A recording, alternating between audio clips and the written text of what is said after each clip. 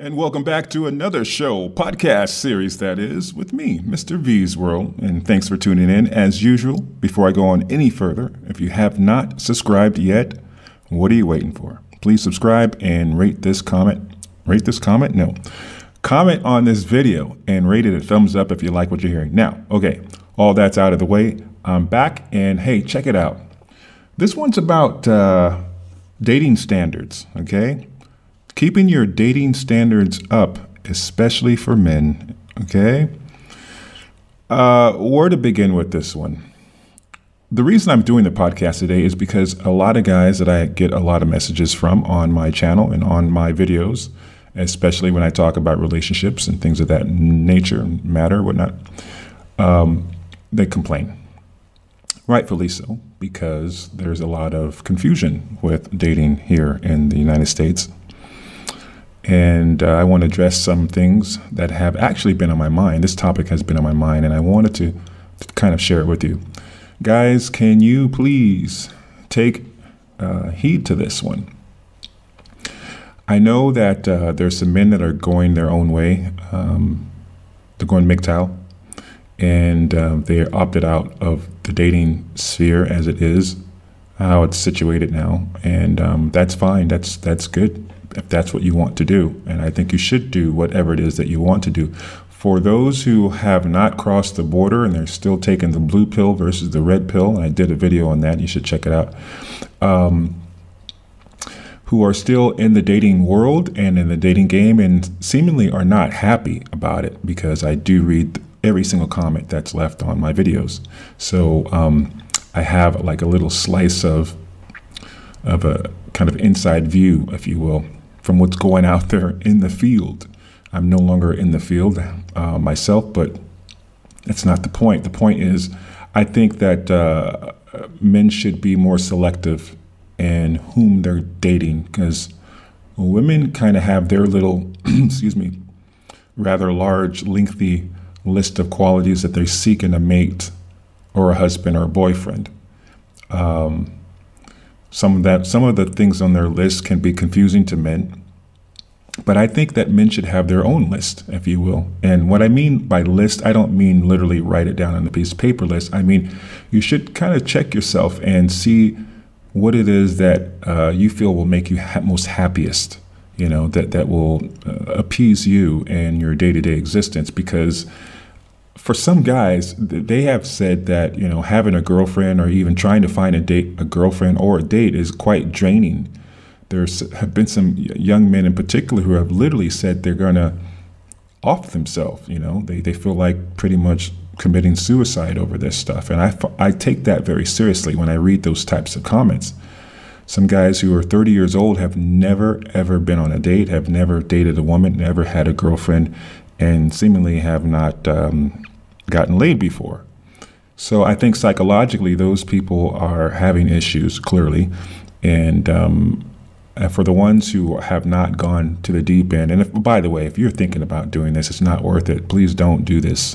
Don't commit suicide just because you know, a girl didn't choose you or you just never had a girlfriend. Believe me, one day you will. That's just, you know, it will happen for you, okay? And maybe it may not happen when you want it to, but it will happen. But you need to change your attitude, I think, if you're in this kind of dilemma. And I'll get to that in a minute, changing your attitude. Basically, you know what? Just come from a place of abundance. That's pretty much it. And that sounds hippy-dippy, but whatever.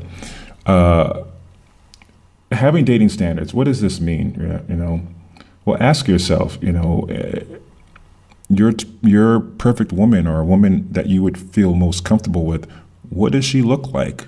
What is she interested in? And just the basic questions really you should ask yourself.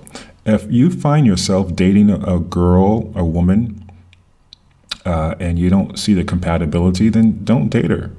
You know, I think some guys who probably will not admit it, they'll wind up with a girl just because, just to have a girlfriend.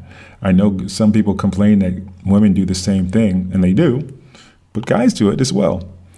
If somebody is going out with you or even is your girlfriend, you don't find yourself ultimately attracted to her, or she doesn't stimulate you intellectually, or you don't share similar hobbies or mindset or whatever it is, then don't have her just because you feel like you can't get another girl. I mean, if you're trying to look at it from a really basic guy standpoint of view, if this girl is a 6 and you want an 8 or something, then why settle for a 6? Because she's going to do the same thing.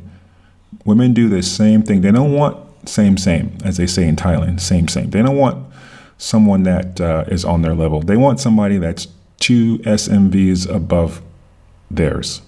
Okay? That's what they want. They don't want to date a 5 if they, in their mind, believe they're an 8. And believe me, pretty much most American women in the United States who are, whether they're average, below average, or above average, will say they're at least an 8. And I think it's probably human nature to rate yourself higher than you actually are. So if you have something in your mind, then why settle for something that's less than that? And I kind of sense that we men especially are doing this and have been doing this ever since, I would say, quite frankly, since 1980. Why 1980? Well, post-feminism, that's why. And if you don't know anything about it, do some research. The standards. This is so important because I have found personally that having standards actually gets you what you want. Now, follow that concept. Having standards gets you what you want. You will never be dissatisfied if you adhere to this. Don't settle for anything underneath your standards. So in my personal life, I've been very fortunate, and I always say this, and I will continue to say this because I don't take it for granted. I started dating, actually having a girlfriend, if you will, at the age of 18. Now, for some of you, that's a late bloomer, 18, okay? I lost my virginity at 18, and I haven't gotten it back, so and I don't want it back. What am I saying with this is I didn't date anybody at 17 or 16 or 15 or 14 even, because I, in my mind's eye, had already established what I personally was about, my criterion, and what I wanted to have for myself in terms of a girlfriend or a woman. And I've always been the long-term type, committed type. And yeah, sure, like yourself or some of the people listening, I've dated, and I maybe even serial dated, but that lasted a very short time because in my personal story is I've been married on 2 occasions, one for 10 years and one for 7+ years. And obviously you're dating those individuals prior to that. So there's a long span of time in between having, experiences outside of being in a committed relationship. My current girlfriend is, we have been together for 2+ years going on right now. And yeah, it's gravy. And in between that, I've had the good fortune of dating women that were all outstanding. Most people would say considered solid 8s and a couple solid 9s. Now, this is not bragging, but what this is affirming that if you have something in your mind, if you like women that are intelligent, which have the great fortune of experiencing and having girlfriends who are very, very attractive, and what more do you want? People that are well-traveled and interesting and own their own businesses or have their own thing, if you will, their own uniqueness. And everyone has their own uniqueness, but some actually have a little more that's evident and outgoing and whatnot. So that's my personal story, and I don't lower those standards. Therefore, I will never be disappointed, and this is my point. So guys, if you find yourself chasing women just because you want sex or approval, it's the wrong reason. Also, she doesn't do the things that you think you need to have done.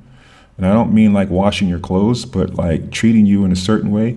then you need to get out of that situation and maybe stave off women for a while to make yourself a little more humbled, okay? And humbled by way of saying, hey, listen, I've been doing certain things because they're the wrong reasons, you know, and I maybe need to stop bed hopping just because, and maybe I need to stop putting women down just because I want to get in their pants by doing the bullshit pickup artist crap and what they call negging, which is pretty much teasing someone to the point where they have to look at the person that you're teasing is looking at themselves and questioning their own self-esteem, and then you kind of come as a shining knight who's got it all together in comparison, and then you make them chase you. I mean, this is Mickey Mouse to me, you know. I mean, it has its little ploys here, and it might even trigger some sort of pseudo attraction, but I think it's BS, you know. Anyway, I'm going on a tangent. I'm going to end this one because I could talk to you for the next 3 hours about this subject. Let me know what you think about it. Women especially. Tell me. And guys, as usual, thanks for commenting on MrVeesworld. Stay tuned for the next one, and I'm out.